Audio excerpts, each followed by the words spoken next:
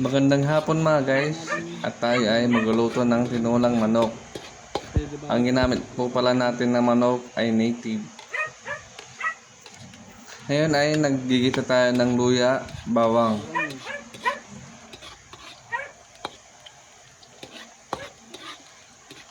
Pagkatapos, susunod naman natin ay may wala pa pala.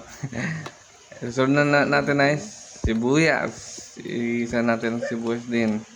Bali, ang nalagay dyan, sibuyas.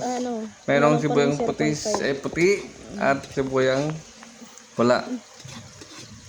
Yan, hinalo-halo na ni Mr. 4D. Tapos nakikita nyo dyan sa plato, mayroong siling green o siling haba na tawag nila. So habang ginigisa natin lahat, dapat kumbaga maamoy natin yung aroma ng luya, bawang at sibuyas. Tapos sunod yan,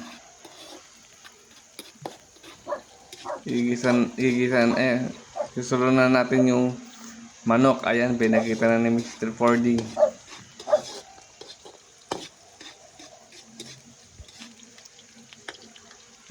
Mikos-mikos lang yung ginagawa ni Mr. 4D. Ayun na. Umuwi na no. Mag-explain po siya. Pero ang ginawa natin dito is voice over. Yan. Ilalagay na ni Mr. 4D ang native na manok. Kumbaga sa normal, kung yung broiler, hindi ko alam kung yung tinitinda sa palengke. Kumbaga mas masarap ko ba tong native na manok. Kasi malasa siya.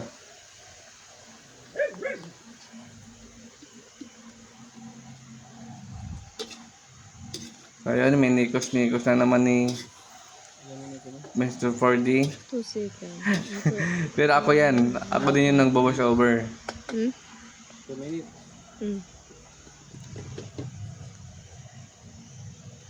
So, painahain lang natin yung apoy para mas maganda, kasi medyo mahina yung apoy para mas lumambot yung karne ng manok. So, ganun talaga, dapat mas mahina. Kasi pag malakas, mabibigla.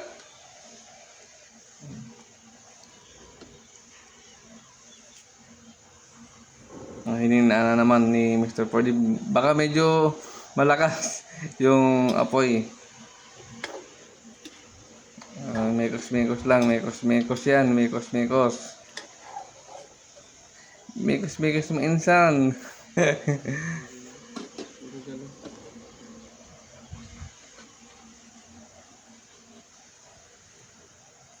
Okay. Tinotok na ni Miss Jenny ang ating cameraman.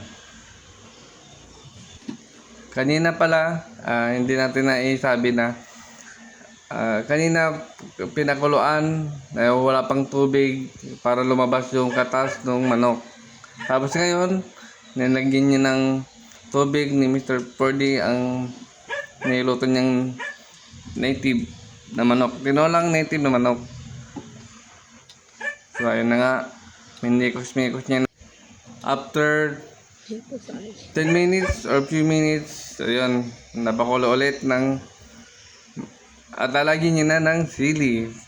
Kanina pinakulo niya ulit yung manok para mas malambot at masarap, para kumatas yung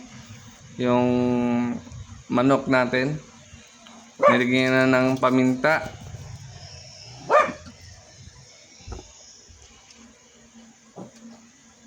Tapos lalagyan niya ng asin.